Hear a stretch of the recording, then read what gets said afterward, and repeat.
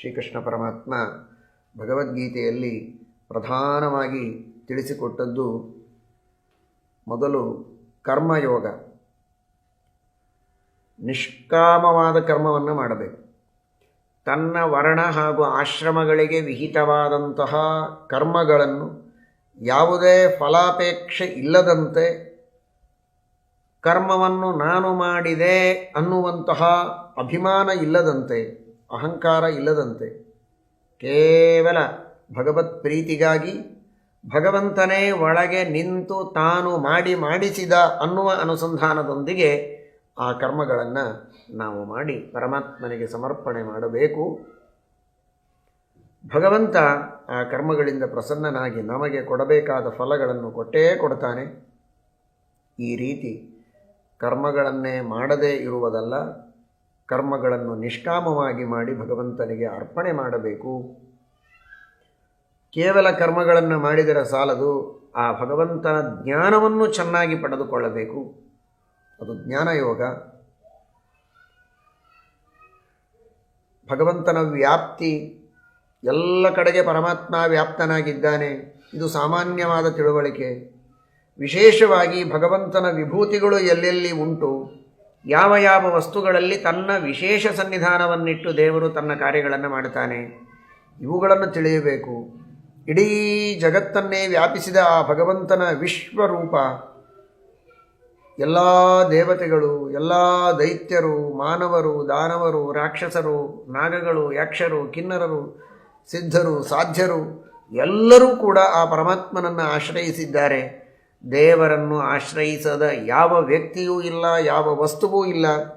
ಹೀಗೆ ಎಲ್ಲವೂ ಭಗವಂತನನ್ನು ಆಶ್ರಯಿಸಿಕೊಂಡಿದೆ. ಸರ್ವತ್ರ ವ್ಯಾಪ್ತನಾಗಿದ್ದಾನೆ, ಅನಂತ ದೇಶ ಕಾಲಗಳಲ್ಲಿ ವ್ಯಾಪಿಸಿದ್ದಾನೆ. ಎಲ್ಲ ಕಡೆಗೂ ಆ ಪರಮಾತ್ಮನ ಅನಂತ ರೂಪಗಳಿವೆ. ಅಂತಹ ಆ ಭಗವಂತನ ಅದ್ಭುತವಾದ ವಿಶ್ವರೂಪವನ್ನು ನಾವು ಚಿಂತನೆ ಮಾಡಬೇಕು. ಹೀಗೆಲ್ಲ ಆ ಭಗವಂತನ ಜ್ಞಾನವನ್ನು ತಿಳಿಸಿಕೊಟ್ಟಿದ್ದಾರೆ. ಇಡೀ ಜಗತ್ತು ಅವನ ಅಧೀನ. ಜಗತ್ತಿನಲ್ಲಿರುವ ಎಲ್ಲ ಚೇತನಾಚೇತನರು ಆ ಪರಮಾತ್ಮನ ವಶದಲ್ಲಿ ಕಾರ್ಯವನ್ನು ಮಾಡುತ್ತಾರೆ ಎಂಬುದಾಗಿ ಆ ಭಗವಂತನ ಮಹಿಮೆಯನ್ನು ನಾವು ಚೆನ್ನಾಗಿ ತಿಳಿಯಬೇಕು ಅಂತ ತಿಳಿಸಿಕೊಟ್ಟಿದ್ದಾರೆ.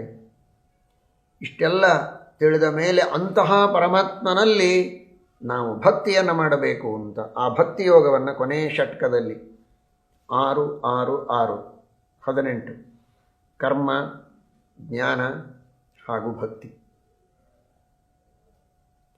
ಮಹಾತ್ಮ್ಯವನ್ನು ಚೆನ್ನಾಗಿ ತಿಳಿದಾಯಿತಲ್ವೋ, ಅಂತಹ ಮಹಾತ್ಮ್ಯವನ್ನು ತಿಳಿದು ಇಷ್ಟು ದೊಡ್ಡ ಭಗವಂತ ಇಷ್ಟು ಚಿಕ್ಕವನಾದ ನನ್ನ ಮೇಲೆ ಪ್ರೀತಿಯಿಂದ ನನ್ನನ್ನು ಕಾಪಾಡ್ತಾನೆ, ನನ್ನನ್ನು ಹುಟ್ಟಿಸಿದ್ದಾನೆ, ನನಗಾಗಿ ಎಲ್ಲವನ್ನೂ ಕೊಟ್ಟಿದ್ದಾನೆ ಎನ್ನುವ ಪ್ರೇಮವನ್ನು ಮಾಡುವುದುಂಟಲ್ಲ, ಇದೇ ಭಕ್ತಿ.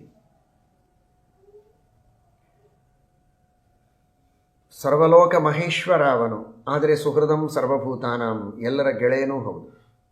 ಸರ್ವೋತ್ತಮ, ಆದರೆ ಸರ್ವರಿಗೂ ಮಿತ್ರ. ಸರ್ವೋತ್ತಮ ಅನ್ನುವುದು ಅವನ ಮಹಿಮೆ. ಸರ್ವರಿಗೂ ಮಿತ್ರನಾದದ್ದರಿಂದ ಪ್ರತಿಯೊಬ್ಬ ವ್ಯಕ್ತಿಯೂ ಅವನಲ್ಲಿನ ಸ್ನೇಹವನ್ನು ಮಾಡಬೇಕಾದ ಅನಿವಾರ್ಯತೆ ಇದೆ.